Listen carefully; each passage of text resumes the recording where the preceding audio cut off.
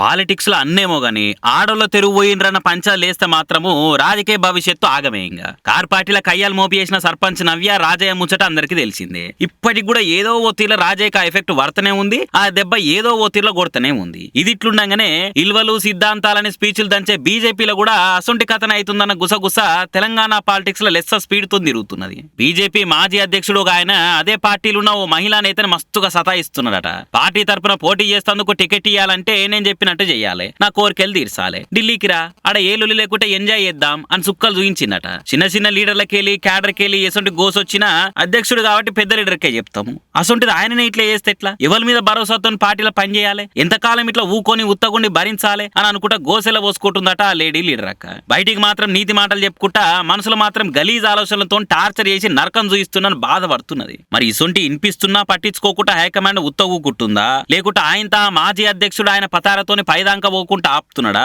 లేకుంటే తెలిసినా నన్ను ఎవరేం చేస్తారు, నా మీద ఎన్ని చెప్పినా ఎవరు నమ్ముతారు? పబ్లిక్ లో పార్టీ పతార పెంచిందే నేను, ఎన్నో ఎన్నుకున్న పార్టీని ముంగడ పడేసిందే నేను, నన్ను మందలిచ్చి మంది ముందల ప్రశ్నించేంత సీన్ ఉందా అన్న ఆలోచనలో ఇట్లా ఆయన ఉన్నాడా తెలియదు. మరి నేను అసలు మాట మార్వను, తప్పు చేయను అని మస్తు సార్లు మాట్లాడి ఆయన నిజాయితీ నిరూపించుకునేందుకు చానే ప్రయత్నాలు చేసిండు ఇదివరకు ఆయన. మరి అట్లనే ఇప్పుడు కూడా ఈ తీర ఎన్నొస్తుంది అన్నప్పుడు ముంగట్టుకొచ్చి మచ్చ దుడుచుకోవచ్చు కదా అన్న మాటలైతే గట్టిగా నేను వస్తున్నాయి. మరి మా పార్టీల ఆడవిళ్ళకి అన్యాయం కానీయము, అక్కశల్య లెక్క చూసుకుంటాము అన్న నమ్మకాన్ని ఇస్తందుకు ఆ మాజీ అధ్యక్షుని ఎట్లా అరుచుకుంటారో చూడాలి హైకమాండోలు.